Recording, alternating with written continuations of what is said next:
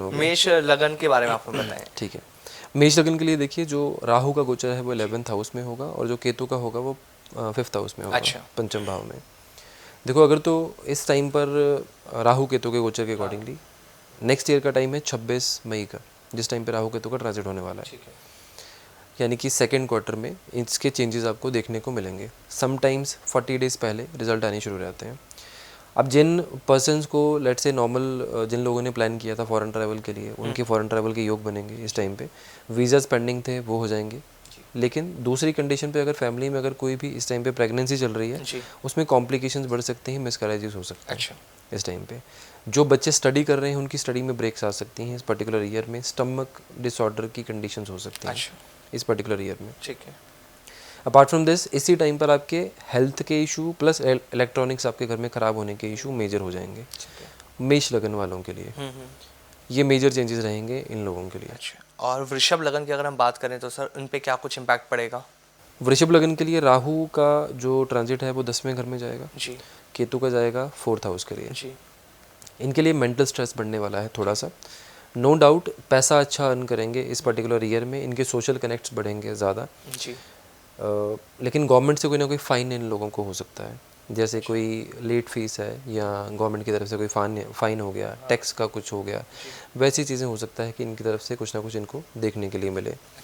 इनके घर में मेजरली फर्नीचर की दिक्कत इस टाइम पे आएगी, मतलब फर्नीचर इनके घर का चेंज होने वाला है इस टाइम पर।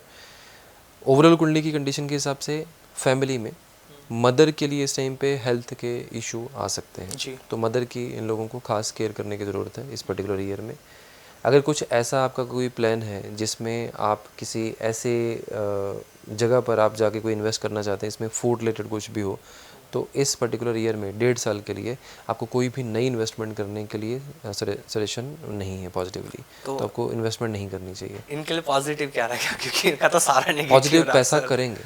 अच्छा। पैसा आएगा इनके पास, जो भी ये काम कर रहे हैं इनके पास आएगा, सिर्फ नया इन्वेस्टमेंट मत करिए। अच्छा, नया इन्वेस्टमेंट मत करिए। ठीक है। अब आगे बढ़ते हुए सर मिथुन लगन के बारे में आप बताएं। मिथुन लगन की जो राहु की जो ट्रांजिट है वो 9th हाउस में होने वाला है और केतु का होने वाला है 3rd हाउस में। ठीक है। मिथुन लगन के लिए मिले जुले रिजल्ट रहेंगे और नो डाउट इनके लिए जो चल रहा है वो स्टेबल जैसी कंडीशंस में होगा। बट इनकी इस साल धार्मिक यात्राएं बहुत होंगी इस पर्टिकुलर ईयर में। इनको बोन्स की इस टाइम पे कोई ना कोई अप एंड डाउन, जैसे शोल्डर में पेन रहा, गर्दन में पेन रहा, सर्वाइकल है तो उसकी पेन ज़्यादा रही, ये चीज़ें हो सकती हैं। पराक्रम में कमी आएगी, जैसे कोई भी काम अकेले नहीं करेंगे, किसी ना किसी को साथ लेकर जाकर करेंगे। अच्छा। वो चीज़ इनके लिए एक एडिशनल होगी।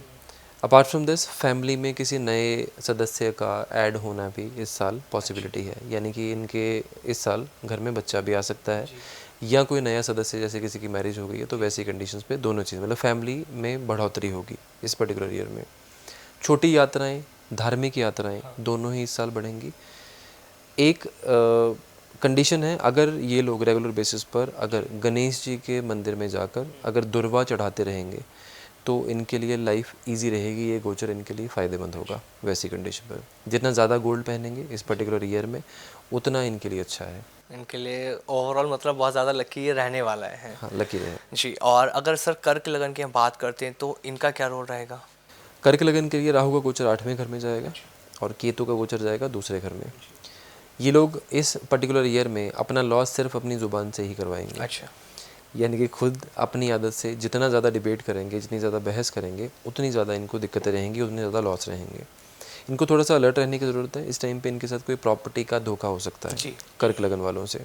अगर इस टाइम के दौरान अगर ये किसी भी पर्सन की गारंटी लें या किसी की रेफरेंस में अगर ये साइन कर दें तो उसका खामियाजा इनको भुगतना पड़ेगा।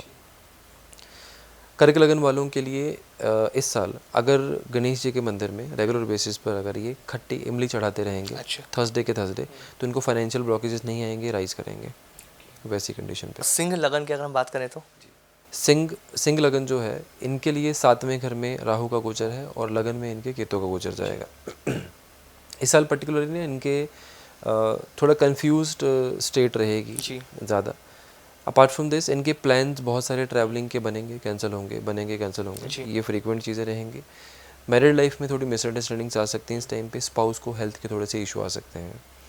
एक काला सफ़ेद चेक ब्लैंकेट अगर ये ट्रांजिट वाले दिन यानी कि 26 मई को गणेश जी के मंदिर में अगर चढ़ा के आ जाएं तो ये ट्रांजिट उनको नुकसान नहीं करेगा, फिर यही चीज़ उनको राइज़ करवाएगी।